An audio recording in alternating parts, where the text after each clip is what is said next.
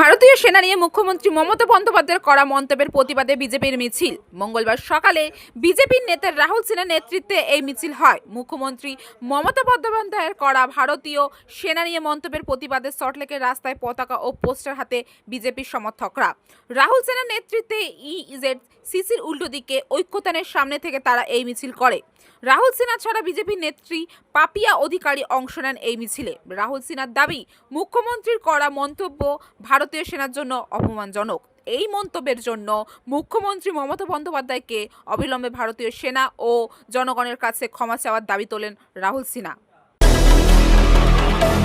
কিন্তু যখন সেনার বিরুদ্ধে পুলিশ লেলানোর কাজ শুরু করবে, যেটা আজকে রাইটাসে সেনার গাড়ি ধরার ঘটনা আমরা শুনেছি, এই জাতীয় ঘটনা যদি করতে থাকে, আস্তে আস্তে এই রাজ্যে রাষ্ট্রপতি শাসনের জন্য এগিয়ে যাবে। অতএব কাউকে রাষ্ট্রপতি শাসন জারি করতে হবে না, নিজেরাই রাষ্ট্রপতি শাসনের গর্তে ঢুকে যাবে। যেটা বাংলার মানুষ চাইছিল, এই সরকারের বাইরে ইলেকশন হোক, নিরপেক্ষ ইলেকশন হোক। আর সেই নিরপেক্ষ ইলেকশন হওয়ার রাস্তা যদি মুখ্যমন্ত্রী বা মমতা ব্যানার্জি তৈরি করে দেন, তাহলে আমাদের তো কোনো আপত্তি থাকার কোনো কারণ নেই। অতএব যা করছে, আগামী দিন নিজেদের ধ্বংসকে আরো চূড়ান্ত করবার রাস্তাতে এগিয়ে যাচ্ছে।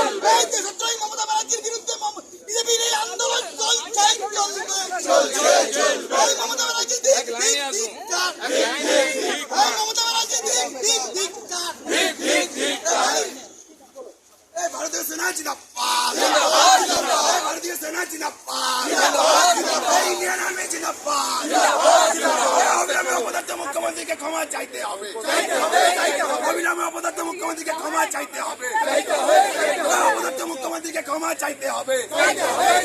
সেনাদের কাছে হস্তক্ষেপ করলে কেন মমতা ব্যানার্জি জবাবটা এই জবাব তোমায় দিতেই হবে, এই জবাব তোমায় দিতেই হবে।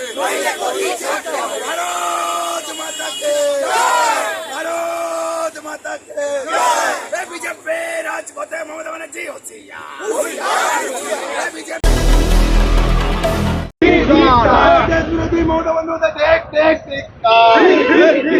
ভারতীয় সেনাকে অপমান কেন করা হলো, মুখ্যমন্ত্রী জবাব সময় দিতে তোমায় জানাই সেনাকে অপমান জবাব সময় দিতেই হবে, জবাব সময় দিতেই হবে। তোমায় জানাই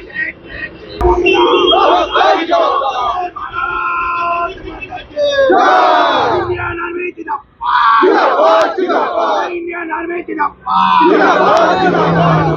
তোমায় জানাই Army Zindabad! ভারতীয় সেনা জিন্দাবাদ! ভারত মাতা কে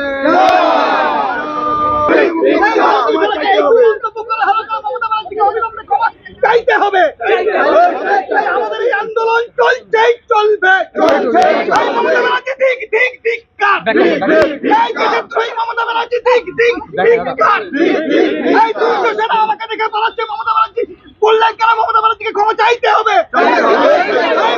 ক্যামেরায় উজ্জ্বল পালের সঙ্গে আমি রিঙ্কি, নিউজ কলকাতা 24।